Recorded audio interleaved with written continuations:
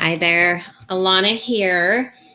I just finished with a client and we spent the entire hour talking about fears. And I wanted to do a quick video on fears because often we are living our lives in places of fear and we don't even realize it.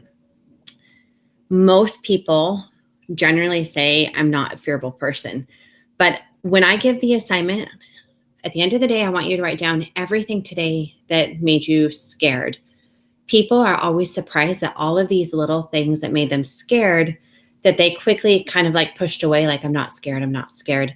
And with this client in particular that I'm working with, they had mentioned they didn't realize that they were living in this place of fear. And so we're going through these 7 steps of how to stop living in this place of fear. So I wanted to share those with you.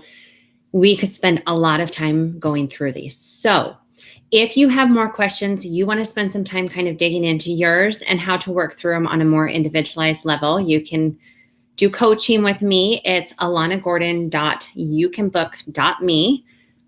Feel free to get on my calendar. So step number 1 is you have to learn to acknowledge the fears. So that's what we kind of talked about just a sec ago, is at the end of each day, you're just going to write down all the different ways you were scared throughout the day. And just bear with me, try it for a week, and I guarantee you will be surprised at all of the different ways that you're having fear. So if we don't recognize it, then there's nothing we can do about it. So first, you have to recognize it. You have to acknowledge it.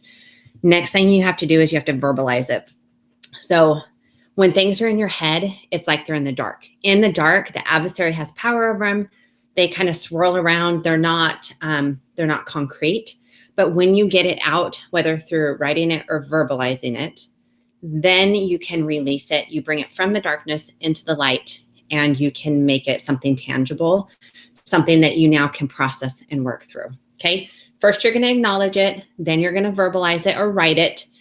And then step number 3 is you're going to practice stepping into the fears. Now, some people take this as, okay, now that it's scary for me, I need to like bulldoze through it. And that's not at all what I'm saying. I'm saying take baby steps, lean into that feeling, take it and do this visual where, okay, I have this fear in my head. I want you to take it out and I want you to put it in your hands. And I want you to look at it and just go, this is the way I'm feeling. Why do you think I feel this way? What brought on this? Take the time to examine it. We have this thing inside of us that we don't like discomfort. We don't like feelings that don't feel good. So we're really quick to just push them away. But when we just push them away, they don't go away. Feelings buried alive never die. So we have to take it, examine it, figure out why we're feeling that way, and sit in that discomfort for a minute. Okay. Then we're going to take little baby steps into the discomfort. We're going to take little baby steps to not only feel it, but go, okay, what's one tiny thing I can do? For example, if I have a fear of talking to somebody new at church, something I used to do all the time. I don't know why the older I get, it's so hard for me now. I don't know why. So my discomfort is I'm sitting in church. There's somebody right behind me. I've never seen them before. And in my head, I'm like, I really would like to be kind and say hi to them. So I turn around and I go like, hi, I'm Alana. Nice to meet you. Baby step is I could turn around, make eye contact and smile. Then if that baby step encourages me to go further, I could take the next step further, but I'm going to ease my way in to starting to feel those fears and starting to do little tiny things to face them. Step number 4 is you're going to use your support network.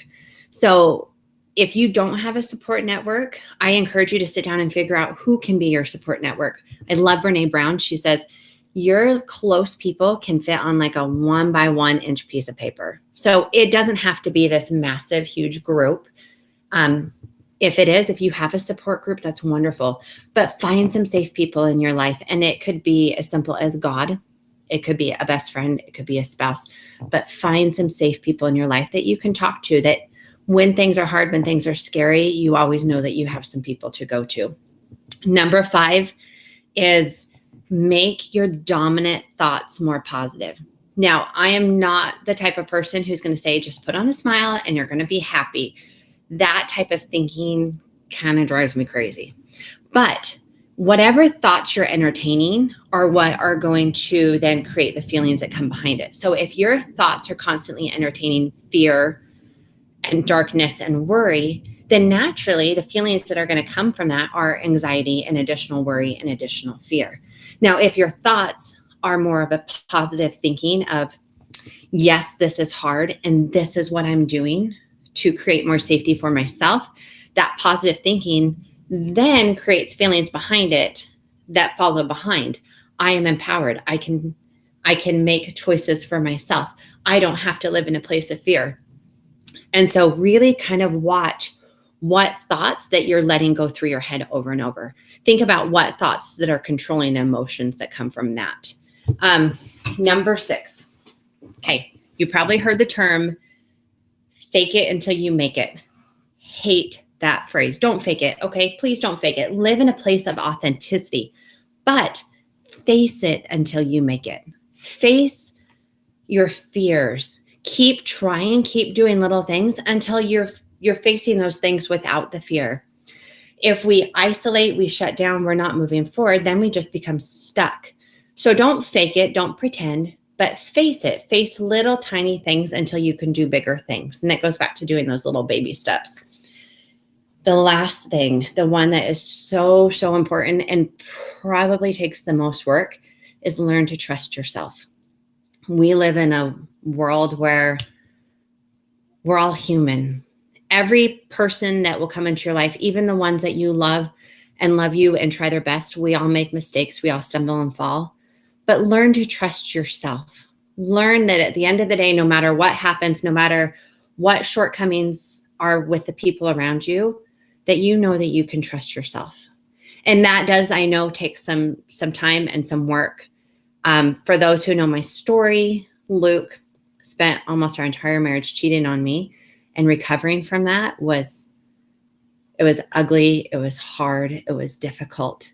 But the one thing that I've learned more than anything from this journey is that I can trust myself and I can trust God. And it took a long time to get there, but it is such a freeing feeling knowing that I don't have to live my life waiting for other people to earn my trust. It's an added bonus. When I can trust somebody, it is wonderful. I like that feeling, but I don't have to have it to be happy. I can learn to trust myself. So there you are. There's just super quick, 7 quick ways to work through your fears. If you have any questions, feel free to get on my calendar, or you can shoot me an email.